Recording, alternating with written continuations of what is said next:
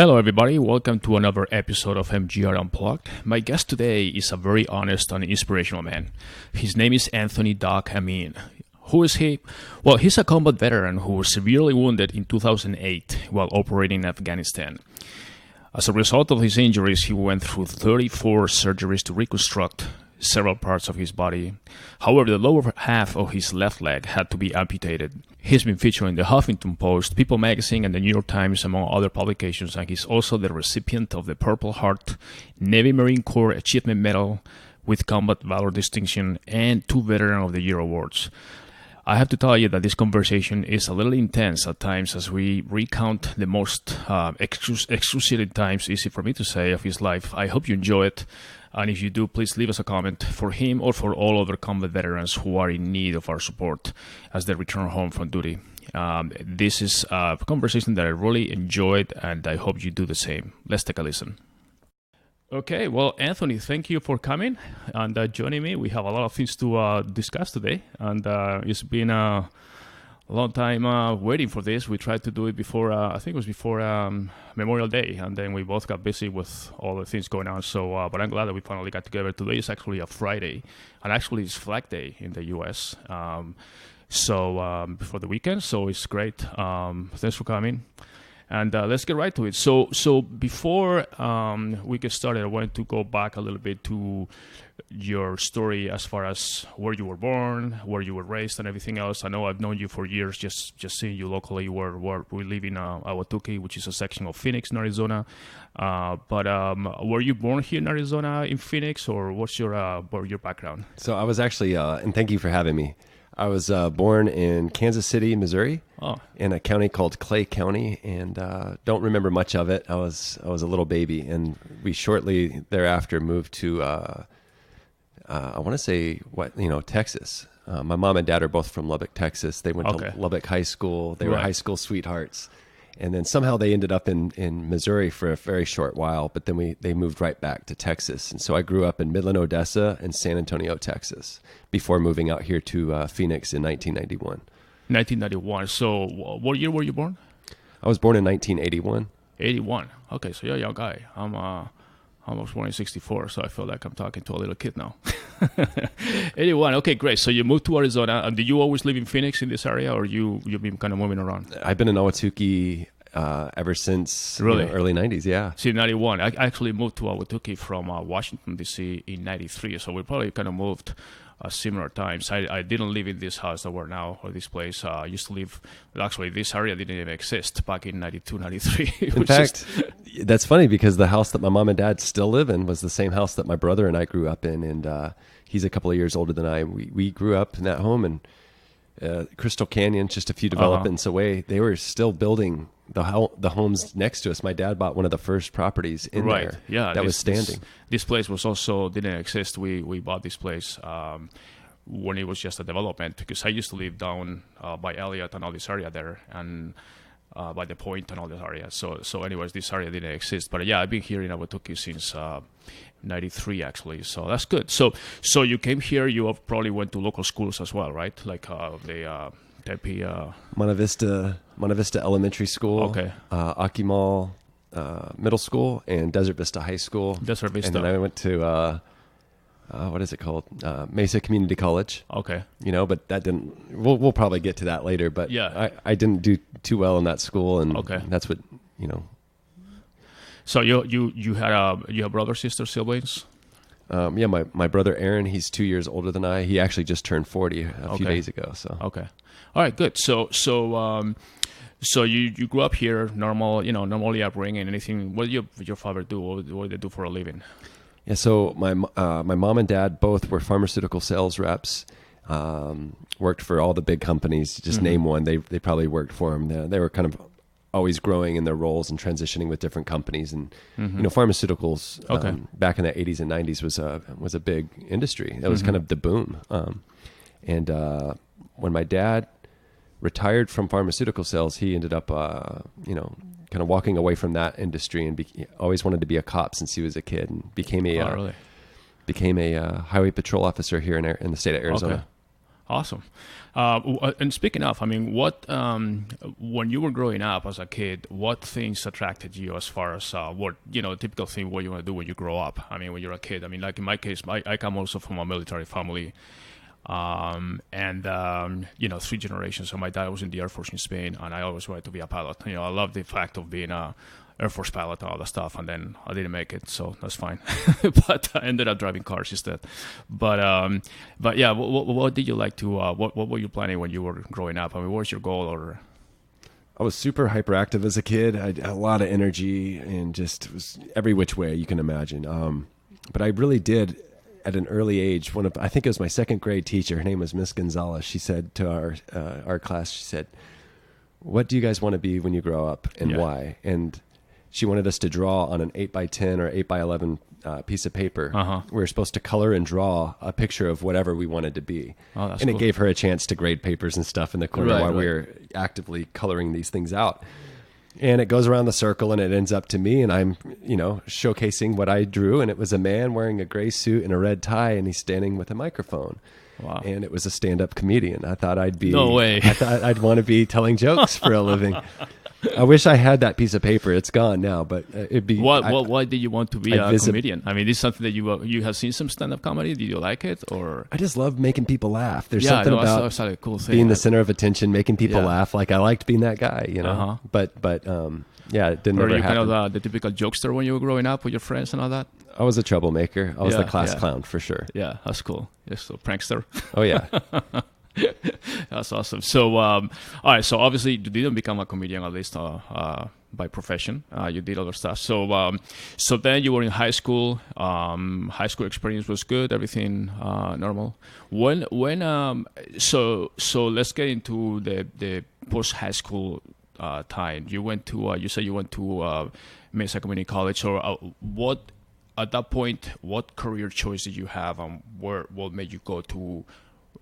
Make that choice? Without getting too detailed, I was partying a lot, and that was I was in need of guidance and direction in my life at that time. And I was like 18, 19 years old, going to a community college, and partying and girls were my priority. My education was far from a priority at that time in my life. So and I was in between jobs a lot, and just I was trying to probably find purpose and through all of that stuff. Everybody goes through that at some point. Trying to find, my circle of friends. And at that time, my circle of friends were, just other partiers and just guys who are all squirreling around, But then, I'm not sure what your further bullet points are, but as far as, 9/11 had taken place. I was in between jobs at the time.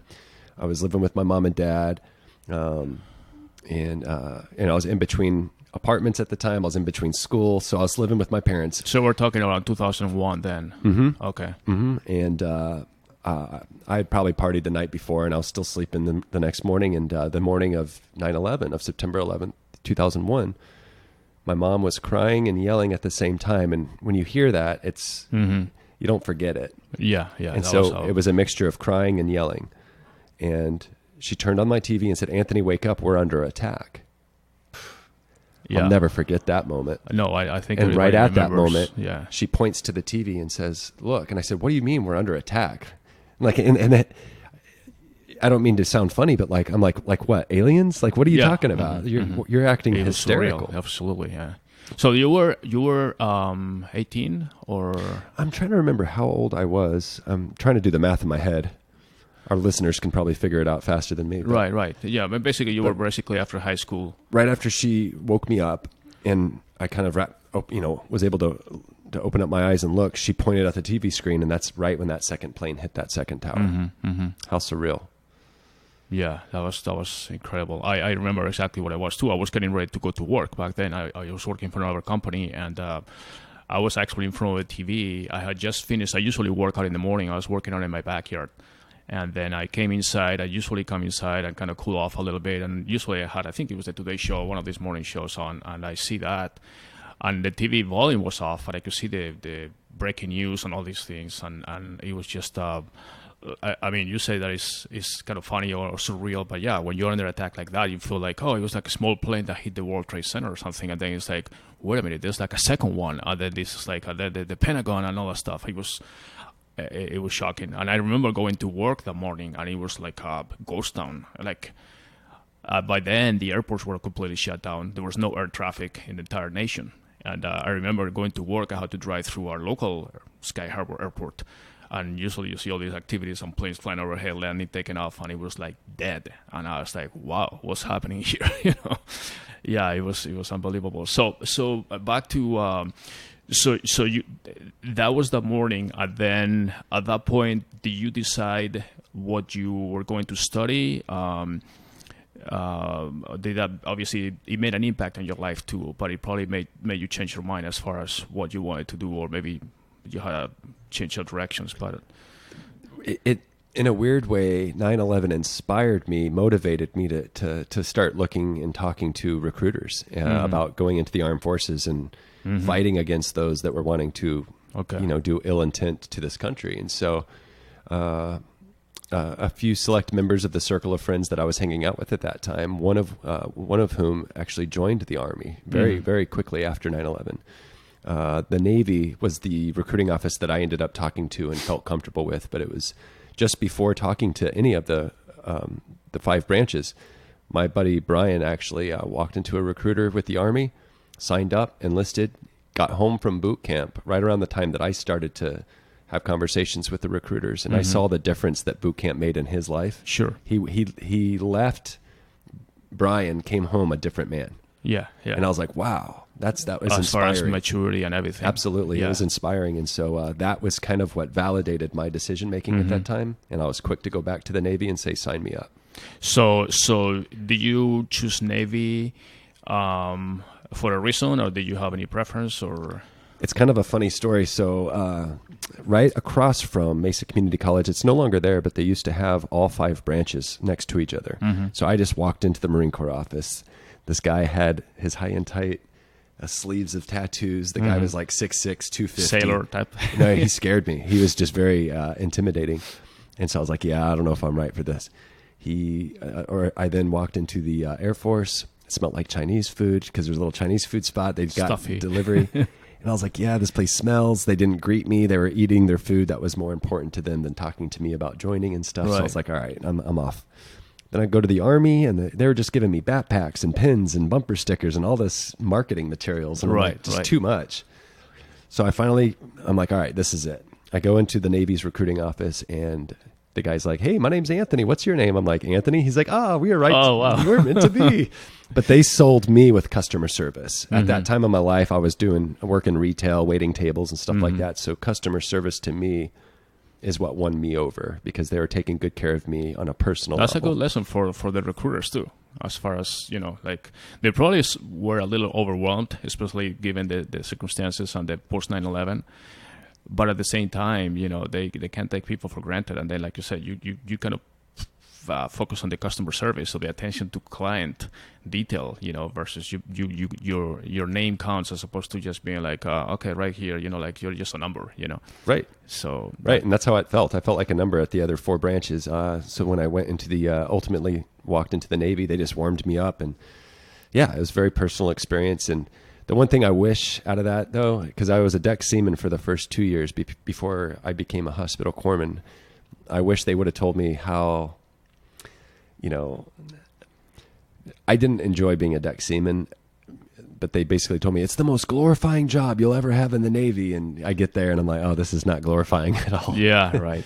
They upsold you a little bit there. So you said hospital court. Do you have an affinity towards medicine or anything related to that, or? I grew up in a household, my mom, dad, and then eventually my brother ended up being a pharmaceutical sales rep as himself. Right. And so I grew up in a household of healthcare, and they're always talking about healthcare and the trends in the healthcare industry and the market. And I just felt like that was something that I could, wrap my head around and embrace as far as, jobs in the military. When they said, here are the few options that you have to choose from as far as your job. when hospital corpsman was jumping out at me. Right. Plus, at that time, we were right when the war in Iraq took place in April 2003. We were actually, our ship USS Dubuque. Our job was to take Marines from Pendleton in California to the Persian Gulf, and then drop them off, and then do figure eights in the North Arabian Sea and in Persian Gulf until they're done. Then we pick them up and take them all the way back home to California. So that was our job, essentially. We did other stuff too, but one of the corpsmen that we took over there was just a super cool guy. And he offered on-the-job training to anyone that was interested in becoming at one point a corpsman. So I worked with him, and he was just such a cool guy. And he kind of inspired and motivated me to eventually become one myself. So do you have much sailing experience or before? I mean, were you kind of apprehensive of saying, I'm going to be on a ship for like months at a time? And I mean, that's kind of like a big shock for a person that grows up in the city, and all of a sudden you find yourself isolated in a floating platform for months, basically, which is surrounded by other people. And it was a pretty amazing experience, and that the word experience is what resonates with me. Is I had no experience at all with being on a ship and any of that stuff, being in the ocean at long periods of time. But that's what was appealing to me, is that experience in and of itself. And so I'm really glad that I chose to make it, because I'll never forget those experiences. So did you find from the time that you were talking to recruiters and all that stuff, and I'm assuming you did some training like boot camp and all that, and then you find yourself actually just being, on a ship, and was that what you expected? Like you said, it was a little bit different, but do you find yourself like everything happens so fast and it's like, wow, just 2-3 months ago, whatever, I was just home and now I'm like here, like that must be some kind of a quick transition mentally and psychologically and everything for you to kind of so fast making such a quick change, Sure. Especially at that age, because you're super young by then. Boot camp was about 8 weeks long. And I still have buddies from boot camp that I'm still friends with today, which is pretty cool. I would say, shortly after the 8-week period, they let me go home on leave just to kind of hang out with friends. What was the family. boot camp? Was it local or was it was Great Lakes, Illinois. Okay. So just outside of Chicago. And so I graduated. My family flew out from Phoenix, my mom, dad, brother, and got to see me graduate in Great Lakes. Then we all go home together. I spent a couple of weeks here in Phoenix just to hang out with friends and family. And then my dad and I drove to San Diego, and there I was to be dropped off. And it happened that, or just so happens that when we got there, my ship had already left. The orders that they gave me were a little bit late as far as like when the ship was supposed to leave. So it already departed because of the war the whole thing was kind of heating up. So the ship had to leave. They couldn't wait until the order date. And so they had me in the barracks for a few weeks, actually waiting to collect not just myself, but multiple other sailors from multiple different ships that were already left, that were already deployed. And what they did was they flew us literally across the world, and then they dropped us off into a rib boat in the middle of the ocean.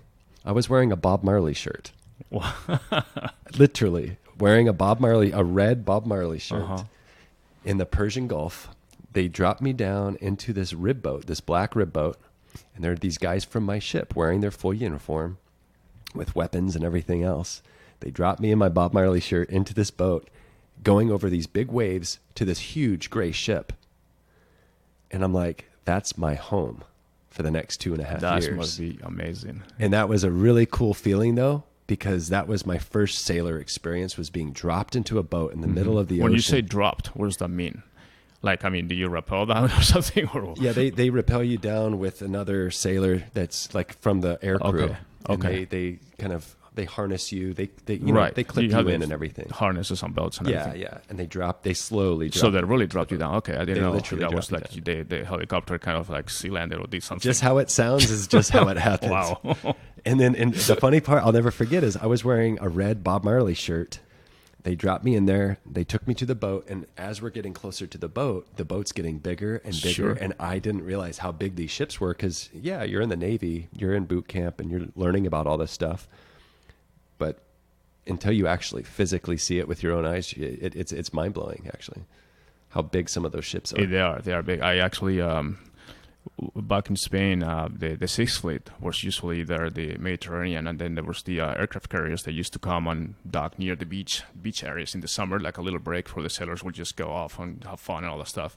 And then they allow some guests, they allow each sailor to gather like 2 or 3 guests to take him on board and give him a little tour stuff. And so I went to the Forrestal and back different aircraft carriers back then. And I mean, just those things are like floating cities. I mean, it's huge. I mean, they have like 50 planes on deck. I mean, it's like it's humongous. And then they give you a good tour. So yeah, they're definitely huge. So you go there. This is, what year is this now? Is this already 2002 or? This is, I want to say it's the end of 2002. Right. Like October 2002, maybe a little after And that. with all this, how did your family react? I mean, you decided this at a very young age, and you basically felt the need to just join the armed forces, the Navy in this case.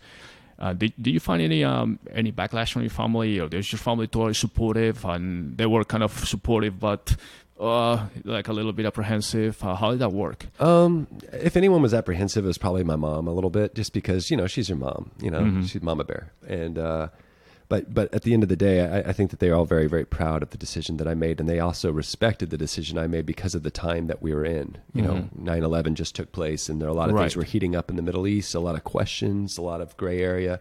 And I think that's where the apprehension might have come from. But I was excited for a new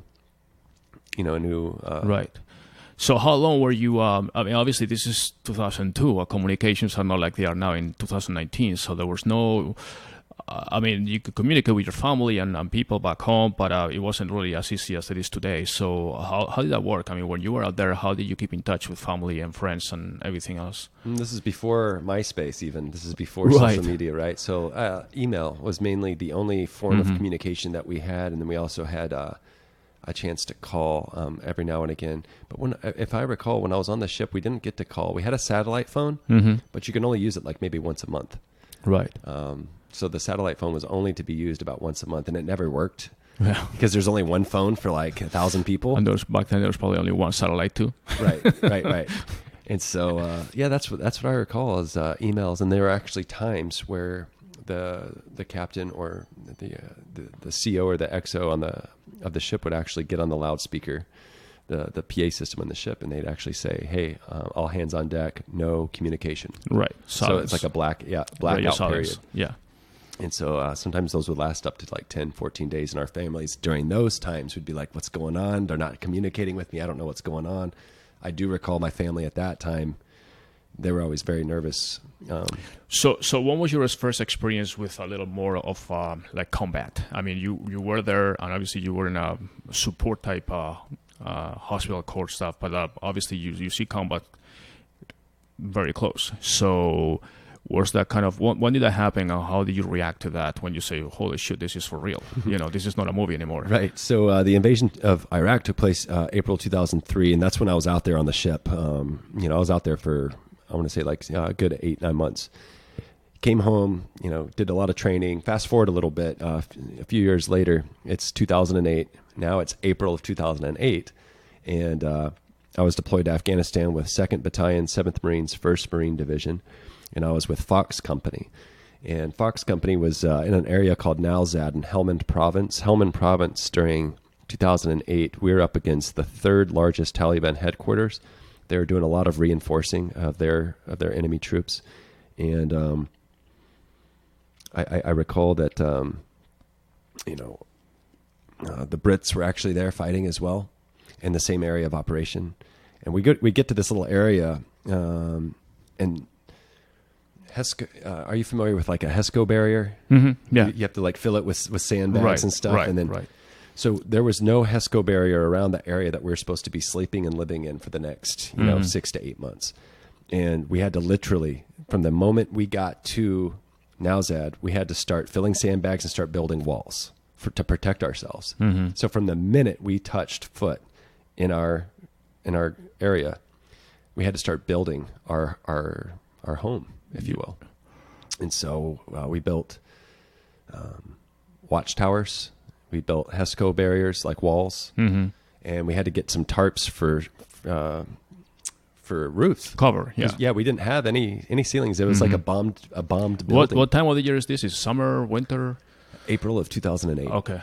And so we're in the middle of Afghanistan, and and that was a completely different experience than being on an air-conditioned ship. Right. Comfy cot. You've got your bed. It's made for you. It's metal. It's you've got water to brush your teeth with.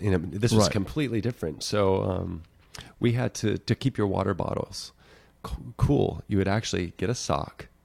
You would dip it in water, or dump some water onto that sock, get it nice and wet, and you drop it. Drop a water bottle inside that sock, twist it, and then hang that somewhere where it can sit under some shade, and that's how you would cool your water bottles. Otherwise, it'd be like drinking hot water because it's how hot it got out there.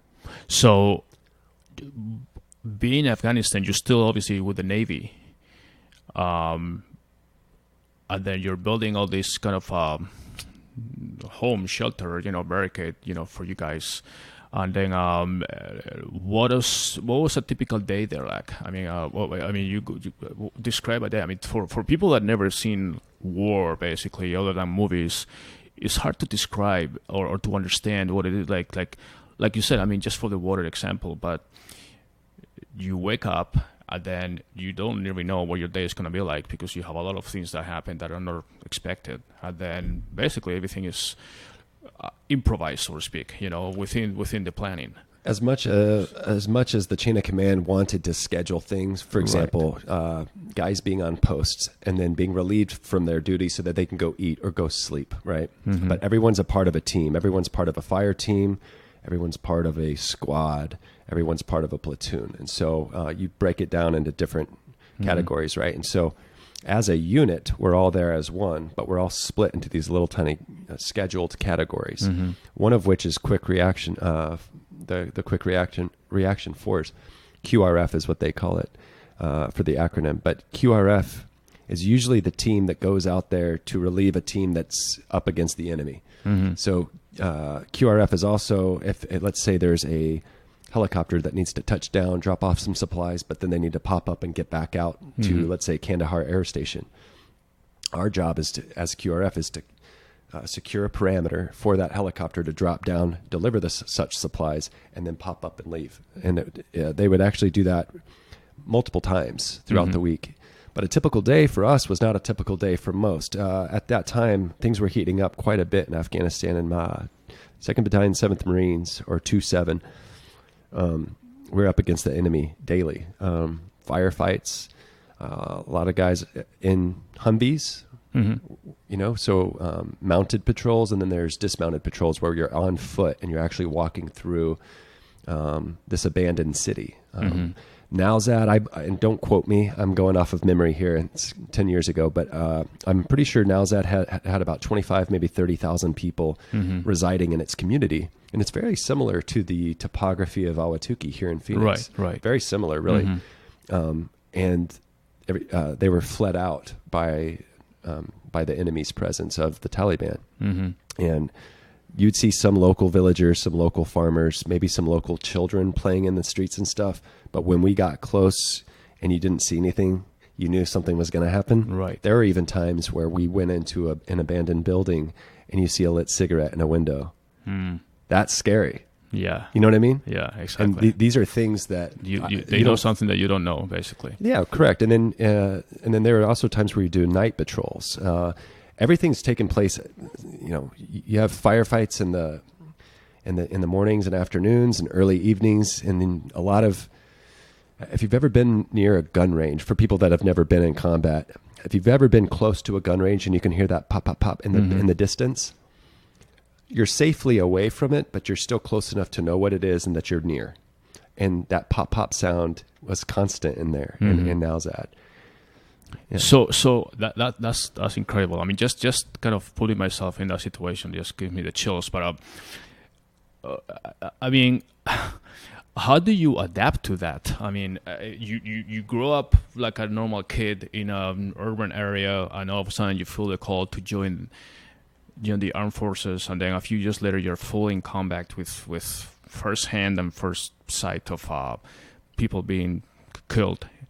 and you basically, I mean, how do you fight that kind of fear, anxiety? I mean, you don't know what each day is going to happen to you or your friends or your basically your colleagues, the people you sleep next to, and so how do you adapt to that? How do you adapt to the fact that every day is uncertain and you could basically something could happen? It starts in boot camp. They mentally prepare you and wire you a certain way where everyone is one. You all think the same. You all do the same. That's why they have uniformity in the military, is because they want you to all be the same. You're all equals. In the military, starting in boot camp, just to answer your question, you've got people from all walks of life, all different religions. Some were brought up poor, some were brought up rich. But in the military, none of that matters. Mm-hmm. Because at the end of the day, when you're on the battlefield, you're basically a band of brothers. Absolutely. And there's a reason why they do it the way they do it. So that type of training, that to answer your question, starts the second you get off the bus on boot camp. So you really are already in that kind of mindset that, you don't even, they say that the body and your mind adapts to the circumstances, and then you kind of block off fear. You just say, I need to do what I have to do. The moment you get off the bus in boot camp, the second your foot and your body exits the threshold of that bus, you've got one guy in this ear, one guy in this ear yelling at the top of their lungs, trying to break your mental barriers. And they try to do it, and they do that for 8 weeks straight, to the point where, you're going to how break can I do anything with two guys yelling in both of my ears, right? And so each branch has a different level of intensity. Marine Corps for sure is the most. And then you've got Navy SEALs. Oh my God, it's taken the Marine Corps boot camp to a whole nother level, and they've got Hell Week and everything else on top of it. But you have multiple different layers of training within the military that prepares your brain and prepares your body to go into the midst of combat, right? So that you're comfortable in a sense. With the uncomfortability. You're basically comfortable being uncomfortable. And there's also a term, and it's a real term in the military. It's called embrace the suck. There's a lot of things that are gonna suck when you're in the military. There's a lot of things in combat that are like flat out, downright going to suck. Embrace it. And so if you ever heard the term embrace the suck from somebody, they're more than likely someone that saw some stuff. I completely understand. So let's get to your injury, basically. I know this might be kind of mentally painful, and you don't feel comfortable with any of these questions, let me know. But I'm kind of very, very interested, and I think our listeners will be too, on how it happened. What was the day like? You woke up like any other day. You have a mission to do. Just tell me your story. So we're in the thick of it, and then we're in the muck, so to speak, in Alzad, Afghanistan in 2008. The morning was July 21st of 2008, and we prepared to do an ambush on the Taliban. And everything that we did leading up to that moment was successful. Little did we know they were reinforcing their troops behind the wall that we were under the impression that we had successfully gotten there, and we were doing what they call a BDA, a battle damage assessment, and kind of figuring out what kind of damage was caused and what those results were, how successful our mission was, and all that stuff, right? And then we just started getting hit from all different sides because they were reinforcing. And before you know it, we're in the midst of battle. We're in the midst of combat. So you say how many troops were with you at that point? Going off of memory, I don't know exactly. There was multiple different parts of our unit was scattered about that morning on the battlefield, and different Humvees were exploding, different guys, different explosions. Guys were getting hurt. Lots of gunfire, mortar fire.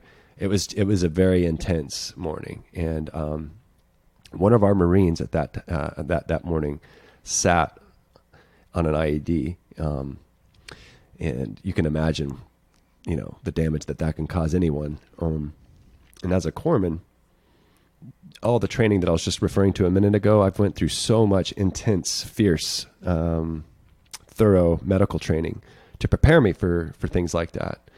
And I was very quick to want to help this Marine, but for whatever reason, because of where we were pinned, we weren't able to move. I can't remember if Air Force or Marine Corps jets were going to be flying above us and dropping a 500-pound bomb on the enemy, and for us all to just stand still, stay put until that bomb had been dropped. Once that bomb dropped, we all picked up and started running. Well, leading up to that moment when the bomb dropped from the jet, I was finally allowed to run with a few guys because I had a polis litter. A polis litter is like a canvas tarp that 4 guys on each corner can hold and drag or carry a body to, let's say, an ambulance or a Humvee or something to that effect. And so that was overall what I was called to help another corpsman who was giving an airway like a neck procedure. Yeah. And he successfully did that, kind of revived this Marine for, short period of time. And it was around that time that our platoon sergeant at the time lifted his hand and gave the pause with his arm. Yeah, had the pause sign with his arm. So we all took a knee and stopped for a minute. And as soon as he said, go, go, go, because that shockwave from the bomb that was just dropped, it literally goes beneath your feet. You can see the ripple effect on the actual desert coming closer to you. And it rumbles your whole body. It rumbles under your feet, yeah. And as soon as that happens, he goes, go, go, go, go, go. So we all started booking it. And then just moments later, I stepped on an IED myself. And shortly thereafter, and in that moment, as painful as it was, my brain wasn't processing it because it's all happening so fast. My rifle that I was holding in my hand, part of it disintegrated. I was holding on to the muzzle with my left hand because my trigger finger is my right index finger.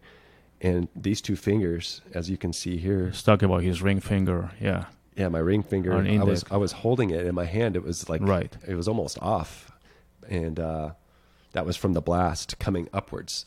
And so I got peppered with shrapnel. I've got dirt all over me, and it's hard to hear things around me because that ringing sound, just like you see in the movies. But this is real. I'm physically feeling. Oh yeah, I mean you had a explosive device right under you, so your ears are totally shot. And so that's just a very hardcore ringing. And not only that, you're totally shaken up from... All I can hear, honestly, was the muffled voices of men yelling at me, not understanding what they're saying because my ears were literally that far gone. Right. But was hearing myself yell at the top of my lungs. That's the only thing I remember hearing was the ring, guys yelling, and myself yelling. Were you close to other people, or did it just affect you when you stepped on that IED? No, there was a few guys behind me, and they got peppered with shrapnel as well. Okay. One of which got his head rung pretty hard, and then and he was another corpsman. There's another Marine behind me who actually had the helmet cam that saw all of this take place. So there's actually footage of this happening? There's actually footage. I from the moment. I've only seen it one time, and I actually asked that it's never shared with me ever again. Right. Oh, I can imagine. So how much do you remember? I mean, you obviously gave me everything that you remember, but after that, I mean, you were obviously significantly injured after that. And when do you start realizing the scope of your injuries or the extent of the damage? One of the Marines, he started pulling me by my flak jacket, dragging me backwards away from the actual crater that the bomb had created, where I was laying and trying to combat crawl away from. I remember him flipping me on my back and then just dragging me with from my flat jacket. And it was in that moment. It was in that moment where I was hoping and praying to God, and not necessarily in that moment praying, but in my mind, I'm hoping that they weren't going to drag my back over an IED. It's hard to. That was my very thought in that moment. Okay. Was they're going to drag me right over another one. Okay. Oh man, that's it's a hard feeling to even think about now. Sorry, but shortly thereafter, the ringing started to kind of dissipate a little bit, and I can actually make out what these guys were yelling. Hey, how are you? What's going on? What's going on? And I kept yelling, my right leg, and it was my left that got blown off. It was my left, basically ankle down that pretty much got blown off. And so my right leg between my kneecap and my ankle was my tib fib was completely shattered. And so it was like they refer to it as a wet noodle. It was just kind of flopping all over. Right. but they still had to get me and this other Marine that I was running to get to on a 7-ton, because that's the only vehicle that they had available for us to get to. At that point, we had Estonians. The Estonian troops were fighting there with us alongside the Brits, and they had kind of like a medical Humvee, like an ambulance, so to speak. And so they started working on the Marine that I was running to save first, because he was in a worse spot than I was. So they started working on him, trying to get his pain under control. Then they started to get mine under control. And that's when I faded out. They had given me some ketamine mixed with the morphine that the other guys were giving me. Right. They finally get us to a Casabac, and the QRF that morning helped secure a parameter that the Casabac can come pick us up and get us to Bastion Air Base, which is where they were going to operate on us. And I guess on the way to Bastion at this point, did you is when the Marine passed on the helicopter. But at that point, did you figure out that you were going to lose part of your leg, or wasn't until later in the operation that they gave you the news? Or how much did you know about the extent of your injury? Were you kind of hoping that you'll be okay, or what was your mental state of that? Well, the mental state was kind of blurry, not in the sense of combat, but in the sense of literally being blurry just because of all the morphine that my Marines, when they saw their doc in pain. A lot of us carry the morphine on us. They were hooking me and the other guy up. They were just stabbing us in the leg and giving us morphine. And so by the time they gave me the ketamine, my brain was pretty much, I was fading out pretty quick. So it wasn't until you were back at the hospital and you woke up from surgeries. When I woke up from surgery, I looked down and I had a stump wrapped in gauze. So, and that must have been like, there's nothing that can prepare you for that. No. And I remember actually shortly thereafter,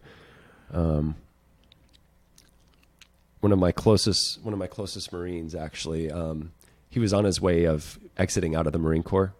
And so regardless of deployment or not, for whatever reason, they gave him an option. Do you want to stay and finish out this tour? Do you want to go home? And he was like, I'm done. My orders are here. I'm done. So he was going to go home and be done with the Marine Corps.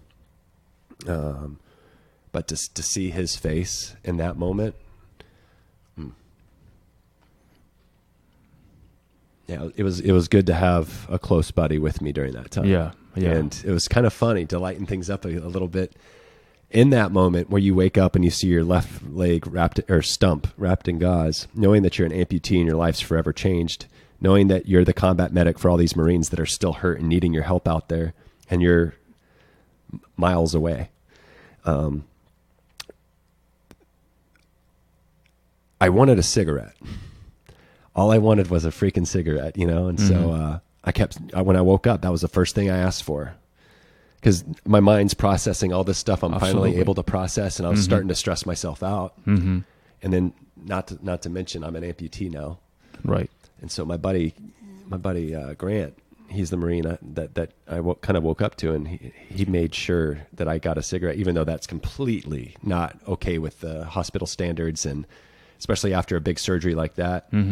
But he made sure I got wheeled outside, and I got to smoke a few cigarettes with him. And so it's Grant Neal and a guy named Mickey. Is there a protocol in this situation where they kind of talk to you to say, hey, this is what happened, like coach you mentally a little bit? Because, you went in 24 hours from being totally active and to stepping over an IED and then totally being drugged up in the hospital, and all of a sudden you wake up and you become an amputee. I don't know if there's anything that they're prepared to, just like in boot camp, they prepare you for whatever thing can happen to be tough. There's nothing that can prepare you for this kind of life-changing event, Is there anything that they, how do you cope with that? Is it just up to your mental strength to deal with it? I think so, because I've been telling people that for the last 10 years through public speaking, through opportunities like this.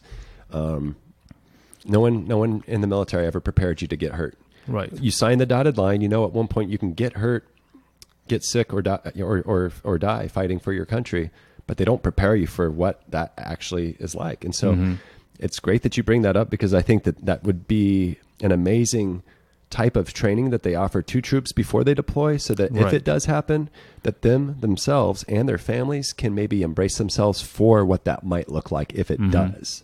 But they don't. That's something that I've never witnessed, and you bring up a great point. And I think that's actually the value of like this conversation, for example. I mean, I don't know. I mean, I've been close to military environments. I grew up in Air Force bases and all that stuff. Different situation, no combat or anything. But I always wonder, you can only learn so much. I mean, boot camp is great and all that, and then everybody's brothers and all that. But then when you go there, the going gets tough and shit hits the fan, basically. Everything changes. And people, as much training as you may have, people react differently to different situations, especially situations of stress and extreme crisis where your life is on the line. Our particular unit, we lost 19 Marines. I'm trying to think. I think we lost 19 Marines, 1 sailor, and 1 interpreter. Mm-hmm. And there was, close to 200 guys that got hurt, including myself, 30 of which were amputees.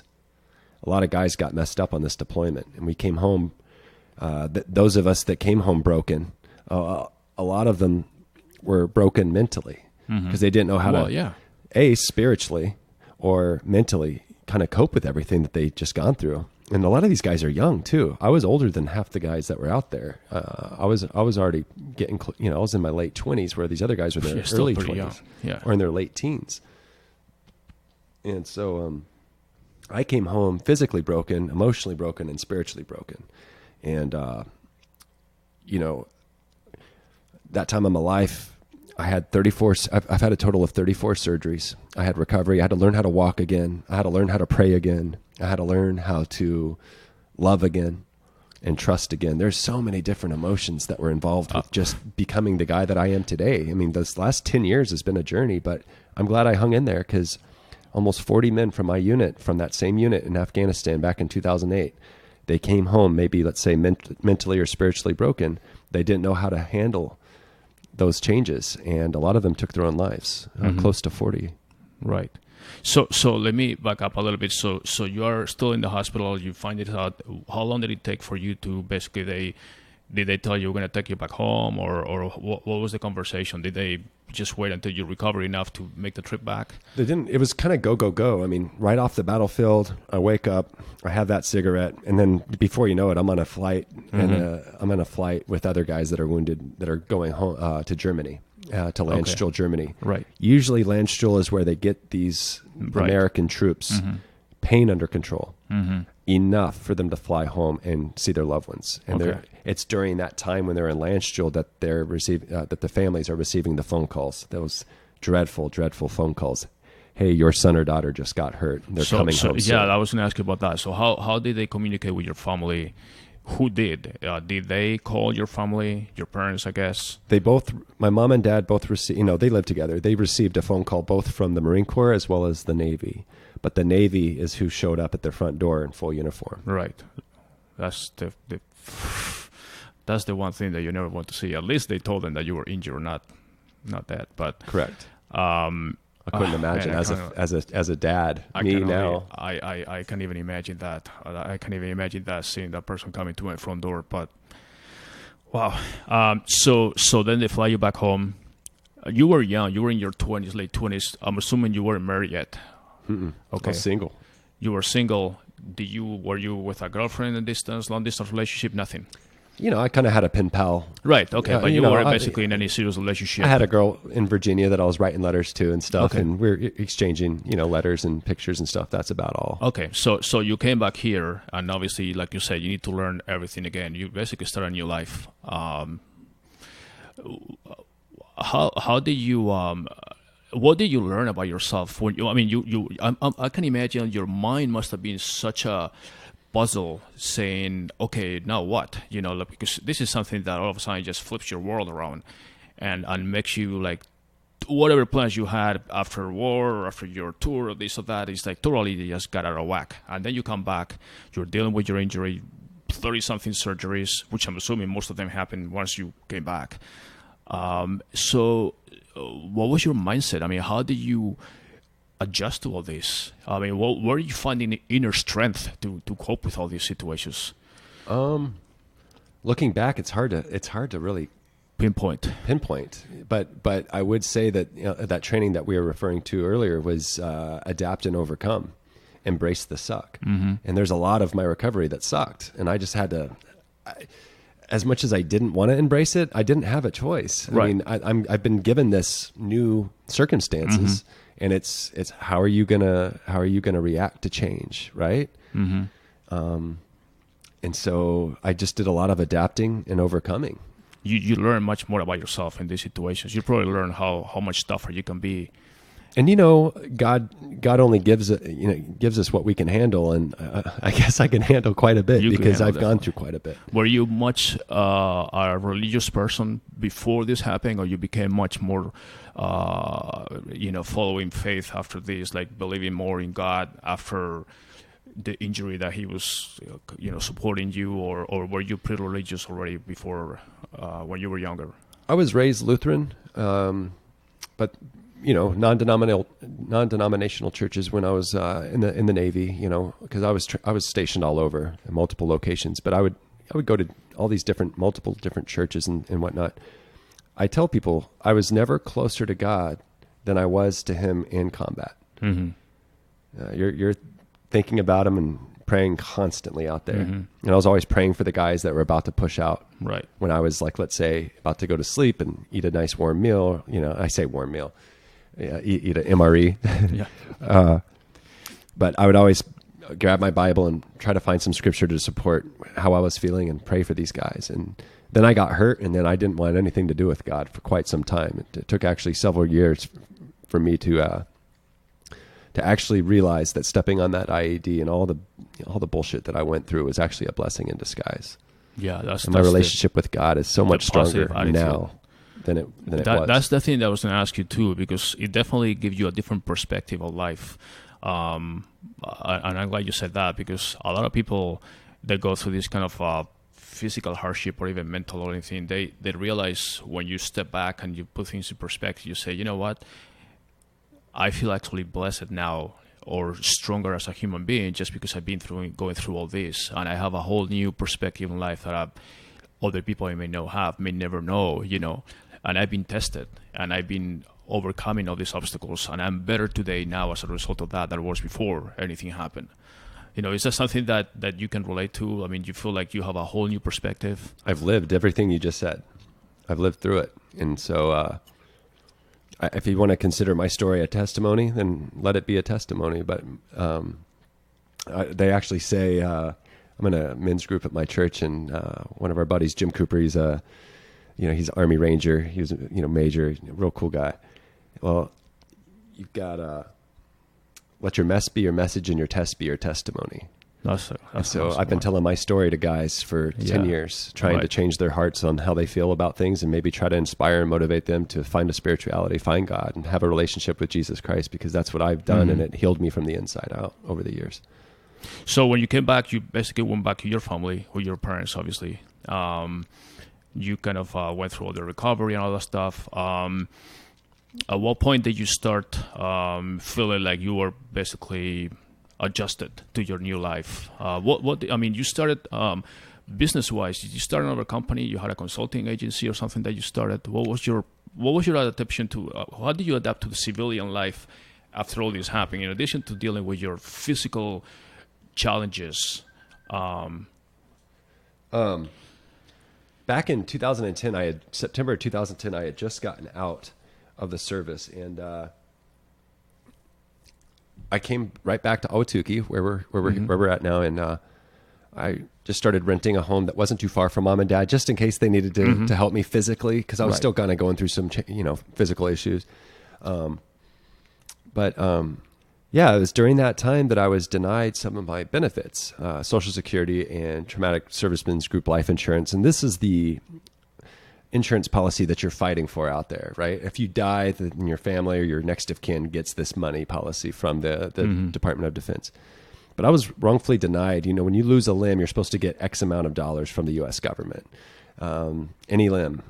So let me clarify that. So you come from war, you are wounded with a life-changing type injury, and you're still fighting to get some kind of Social Security benefit for the injuries that you've sustained doing the service in your country? So a lot of us come home broken to a broken healthcare system, i.e. the VA or Social Security Administration, and there's so many veterans that are coming home with injuries that I don't know. Some people just fall through the cracks, and there's a lot of bureaucracy and red tape. And I don't know why or how, but I was one of those individuals. And so I'm the kind of person that I stand up for what I believe in, and which was getting the benefits that I was due. So after a congressional level hearing, taking Social Security to court, I won a federal level hearing, and a congressional level hearing, and won that. Came back here to Phoenix, and it was through that transitional period of going from, let's say, San Diego, where the hearing was, to Phoenix, coming back home out of the service. A lot of guys started asking me, how did you secure your benefits? And so organically, I became like a benefits counselor to my buddies that were also going through physical therapy and going through issues. And how did you do it? Did you have legal counsel, or did you do it yourself? Or I just gave them the pointers that I was given from others, and before you know it, it just developed and evolved into something bigger than myself. And so, my mom and dad, just getting back to them for a moment, when they were my caregivers here they were flying from here in Phoenix to San Antonio, where I was going to my recovery for the first couple of years. And they spent upwards of $25,000 just to be by my bedside, because the DOD wasn't paying for it. The Marines or the Navy, they weren't paying for my mom and dad's travel assistance. So I had this idea to start a charitable organization to help fly families to see their healing heroes while they're going through their recoveries, so that they can have a support system. Right. And I also wanted to give benefits counseling to wounded warriors that were falling through the cracks. And that's what I did. I created an organization called Wings for Warriors, and we've helped nearly 5,000 people across the United States. That's amazing. I mean, the fact that you come back with all this life-changing situation, and you still have the energy and mind power to even set up that organization that you did, which is very successful, by the way.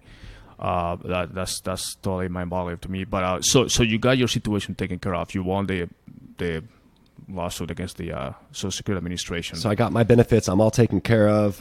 In the midst of all this and growing a business, growing an organization that is now, I guess, nationally recognized, which is a blessing from God, really.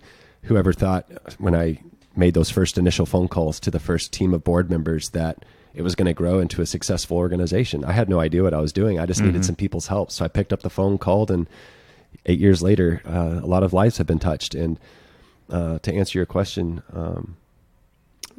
remind me again, just where you were going. Yeah. Basically, I wanted to see how you adapted from being a war to starting your normal civilian life back at home. With like being a business person like you are now. So part of it was telling the story like we're doing now, but part of it was actually having maybe to hear myself tell my own story over the years through public speaking, through radio and interviews and stuff. It was healthy for me to be able to get that out. Right. It was almost therapeutic for me to tell my story constantly, so that it's almost like, okay, it was a big deal, but tell your story so it changes others, but it also changes yourself at the same moment you're telling others. And so myself hearing my own story was inspiring for myself. I know that sounds weird, but it actually helped heal me. And I got so busy with the organization and all the day-to-day admin responsibilities as its CEO that, and I'm managing all these different things. I felt like a puppet master. There's so many things going on. I was the guy holding the strings for 8 years. And so managing all that stuff, it actually helped me not think about... Stay busy, right. It kept my brain so busy that I wasn't focused on all the darkness that was taking... Do you have obviously we know PTSD is a major issue with troops coming back and adapting to society. Do you have any of those issues? I mean, obviously everybody has at some certain level, but do you have PTSD symptoms or? I'm pretty sure I do. Not nearly. There's a lot of anger and control issues when I first got back. A lot of alcohol. Right. Okay. A lot of opioid abuse as well, because. Again, this is 10 years ago. A lot of improvements have been made. There's a lot of improvements that still needs to be made. But back in 2008, 2009, the DOD, the Veterans Affairs healthcare system, they weren't monitoring opioids. This is really before the big opioid epidemic that took place in our country, Yeah. And so I was able to take handfuls of Vicodin all day, every day. And then at night, handfuls of Percocet. And in the middle of all that, lots of alcohol. And I was getting away with it. So I look back and I was almost asking for it.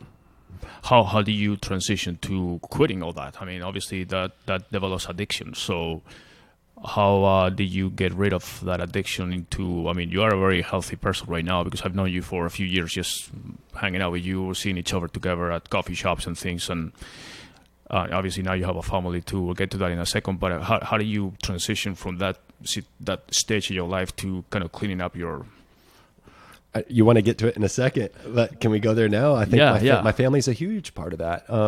So yeah, let's get to that. I mean, so that's what I asked you before. You didn't have a kind of steady girlfriend or anything when you were deployed. You came back. You had obviously the getting back to adjusting, and then how do you meet your wife?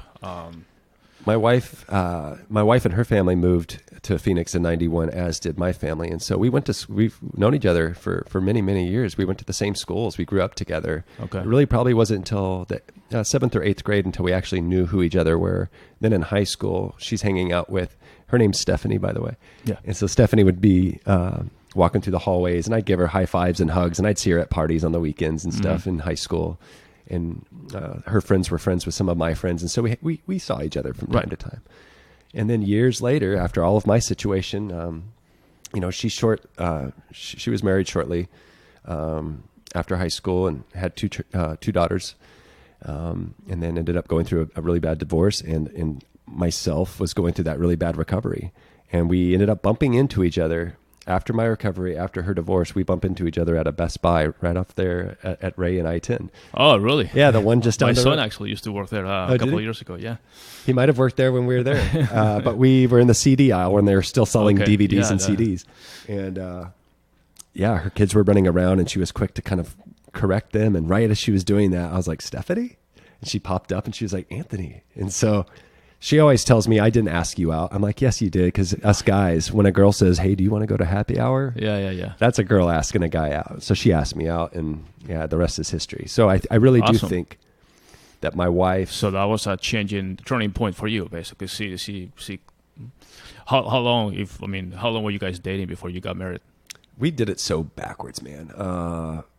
I couldn't even tell you, to be exact. We were dating for a few months. Okay. Fell in love. So it was. I mean, you guys knew each other for many years, so it was just a reconnection type thing. It was a reconnection type thing, and then I had just gotten a house. She was a realtor. She helped me kind of look over the paperwork and make sure I was doing everything correctly. Then I'm like, you and your daughter just come. Yeah, I love you. You love me. Let's just make. Now you have 4 kids. So obviously 2 are from her previous marriage and 2 are yours. That's correct, but they're all 4 mine. Right. My no, 4 obviously, kids. yeah, definitely. Yeah, absolutely. I'm blessed. So you got Madeline, who just turned 13. Lacey's about to turn 12. Vivian's about to turn 6, and Vance just turned 3. So wow, man, you're a busy man. And my 2 are just amazing kids, and God has blessed me with an awesome family, and I really do think that that they're a big reason for me to stay healthy. Oh yeah, and it wasn't always that way though. It was life is a progression, right? And so it's a journey, it's a process. But yeah, I think a lot of my transition has taken place because of my wife and children. That's awesome. It's a great story. No, I actually I didn't know. I mean, I knew you have 4 kids. I think we mentioned it before, but I didn't know the story. And I've seen some pictures, obviously, social media, and some of the pictures that I've seen. Beautiful kids, by the way. And I know you love spending time with them, like good fathers you do. So let's go to today. We got the history. What is your typical day today like? I mean, today, what was your... I know you stepped down from the Wings for Warrior, right? I mean, you were the CEO, founder. You're still the founder, obviously, but now you're not actively involved with them. You hand off the reins to the CEO. Who's there in charge now? Yeah, I'm glad you asked. His name is David Winkler, and he's an amazing friend. He's an amazing guy, and we actually fought together in Afghanistan in 2008. So he was with the EOD unit that we were with, and he was a machine gunner, a turret gunner. And he and I, we were tight like brothers on the battlefield, but we didn't have a tight connection as friends until years later. I bumped into him in New York City at a veterans event, literally bumped into him. And from that moment on, he became a member of the board and really just stepped up and started helping me lead the organization. And he got orders to South Korea and had to leave the organization for a couple of years. But I told him, when you get back from South Korea, you still have a home with Wings for Warriors if you want it. And at that time, we were transitioning another chairman of the board out of his role. And right at that moment, I called David, and it just turns out he had just landed back in the States. Awesome. And it was during that time that I was transitioning. Is he here now, or he's in New York, or he's currently in Oklahoma, but about to go back to New York City. Okay. All right, so he's leading the. What's your role now? Are you still involved a little bit, or basically you're just kind of consulting if they need help from you? Or I'm kind of consulting David and the board of directors when needed. Some of them, this is a transition for them, and there's a little bit of change. You know, they got comfortable with Team Anthony, and now they got to get used to Team David, and so with that comes transition. But they're all doing a great job, and I have nothing but faith in the leadership of the organization. Okay, so doing the now you're doing something different. So what is a typical day like for you now? What is it that keeps you busy, or what do you do every day now? I'm currently going to Ottawa University studying healthcare management. It was a blessing because they took some of my business credits and some of my healthcare credits from the military and shaved off a decent chunk of time for my bachelor's degree. A lot of guys get out of school from the military and they want to work on their education. That's usually what takes place. Right. For me, I had this compelling feeling to start an organization to help others. So it's a little bit backwards, but since I finally am able to pat myself on the back with the success of the organization, I'm now just focusing on school full time. And as the founder and face of the organization, I still do a little bit of media like we're doing today and kind of talk on behalf of the organization. And then, you know, with our friend Connor, writing a book proposal and kind of working on telling this story, but on paper. So I know you do also some keynote speeches that you did one recently at ASU for the it was a graduation. University of Phoenix. Oh, University of Phoenix. Yeah, okay. Yeah. And so they had asked me. They do this really cool event every Memorial Day where they plant, you know, the little flags. Yes. That you stick in like a flower pot or something. Right. They had 15,000 of those spell out the words, "Their legacy lives on." And each year on Memorial Day, they do a new message with planted American flags. And as you mentioned earlier, today is Flag Day, National Flag Day. So anybody that's listening, get your flags, hang them out on your garages, and yeah, let's honor all Americans today. So what do you feel? I mean, I'm basically the last hour or so that we've been talking so far. I'm totally amazed and impressed with your story, and we've kind of summarized almost 20 years of your life in 1 hour, and it's impossible to express everything. But when you give the speeches, are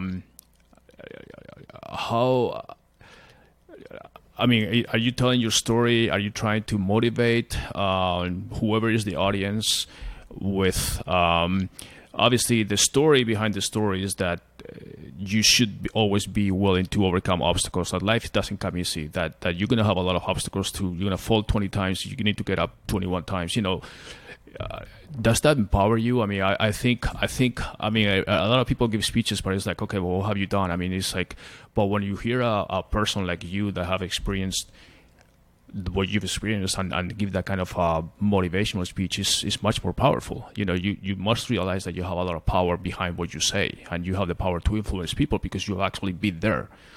That's beautiful what you just said. Everything that you just said, I can agree with and attest to. So it's almost like when I get on stage, like, for example, universities, churches, corporations, there's all types of businesses that look for keynote speakers or public speakers to kind of motivate, inspire their employees, their congregations, whatever. For me, when I'm asked to be a speaker, it's usually to talk about my story, right? But just as you said, it's to empower them, not myself. It's to empower them to adapt and overcome and to embrace the suck, really. There's a lot of, just like you said, there's a lot of things in life that are going to suck. There's a lot of things in life that we as human beings are going to be tested in. The trials and tribulations of life, at times we're going to feel defeated. We're going to feel like we need to, move on. And that's essentially what I do. But it's kind of funny, as I'm talking in front of large crowds, it's almost like I'm talking to myself. Right. It's really... And that's what speakers say. I mean, a lot of people, when they go speakers, they say, I'm kind of giving myself a pet peeve, like a speech for myself, and then I just happen to have a crowd in front of me, but I'm actually doing the speech where I'm motivating myself. And And I'm sure you're the kind of person that is always talking to yourself as you go through your normal life. I do that all the time. Like I'm working out or whatever. I have this kind of dialogue already in my mind already, like motivating myself, asking. I have this conversation where I'm asking, business situations or what I'm going to do, trying to motivate myself.